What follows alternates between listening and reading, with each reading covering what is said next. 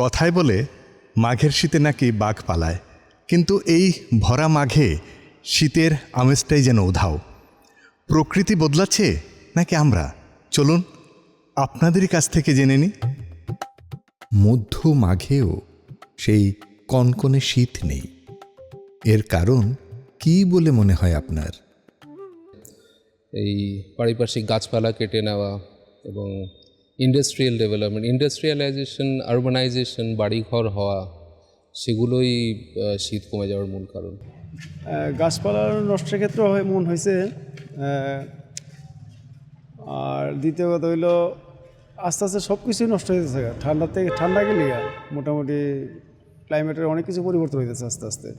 আর শীত তো অ্যাকচুয়ালি এখন তো গ্লোবাল বিগত কয়েক বছর ধরেই কমেই যাচ্ছে আস্তে আস্তে। এই তো গাছ নেই, গাছপালা কাটা, ডিফরেস্টেশন, অতিরিক্ত গাড়ি ঘোড়া, পলিউশন, এগুলি তো। শীত কমে যাচ্ছে বলে আপনার বেশি ভালো লাগছে, নাকি প্রকৃতির এই পরিবর্তনে একটু দুশ্চিন্তা হচ্ছে?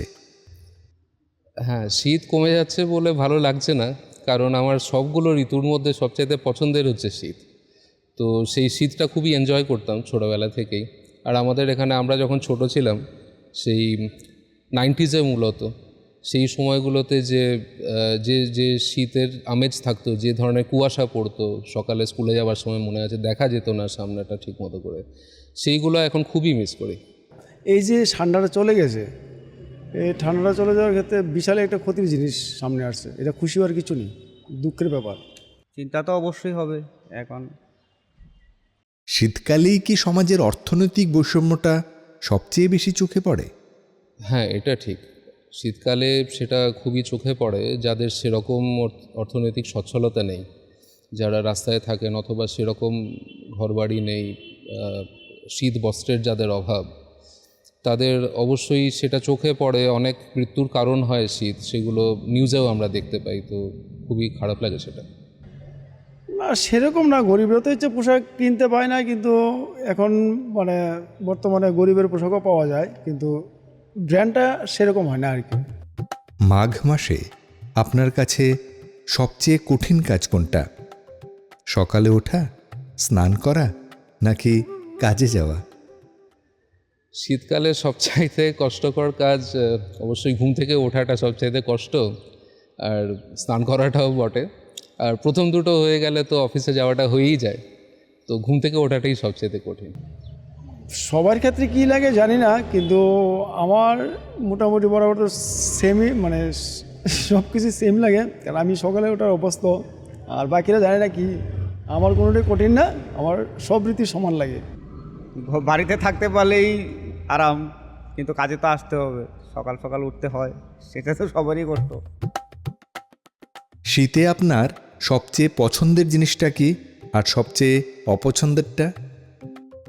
শীতকালে সবচেয়ে থেকে পছন্দের জিনিস তো খাওয়া দাওয়া, রুচির ব্যাপার টেবার, খাওয়ার খুবই ভালো চলে। আর অপছন্দের তো শীতকালে কিছু দেখি না, কিন্তু অপছন্দের কিছু নেই। পছন্দের জিনিস বলতে ওয়েদারটা, হ্যাঁ, শীত বরাবরই ভালো লাগে। আর অপছন্দের তো তেমন বিশেষ কিছু নেই। অপছন্দের জিনিস যেটা একটু আগে বললেন সেটাই, এই ঘুম থেকে রোজ উঠতে হয়, সেটা খুবই অপছন্দের। আর অফিস যেতে হয় বলে খুব তাড়াতাড়ি উঠতে হয়, একটা সময় বেঁধে, সেটা তো ভালো লাগে না। ডেফিনেটলি মনে হয় আরও ঘুমোই। আর পছন্দের জিনিসের মধ্যে খাবার, সেটা আমাকে দেখেও নিশ্চয়ই বোঝা যায় যে খাবারের প্রতি, মিষ্টির প্রতি, সেই গুড়ের মিষ্টিগুলো, আর বইমেলা, অন্যান্য মেলা, এই যে একটা সুন্দর সময় যখন একটা পিকনিক টাইপের এনভায়রনমেন্ট থাকে, এই জিনিসগুলো ওভারঅল। তবে সব কিছুর মধ্যে খাবার থাকতে হবে। এই মাঘ শুধু শীতেরই নয়, একটা বদলেরও ইঙ্গিত। আমরা কি সময় থাকতে সেই বদলটা টের পাচ্ছি? আপনাদের মতামত কমেন্টে জানাতে ভুলবেন না। আবার দেখা হবে আগামী পর্বে নতুন কোনো বিষয় নিয়ে।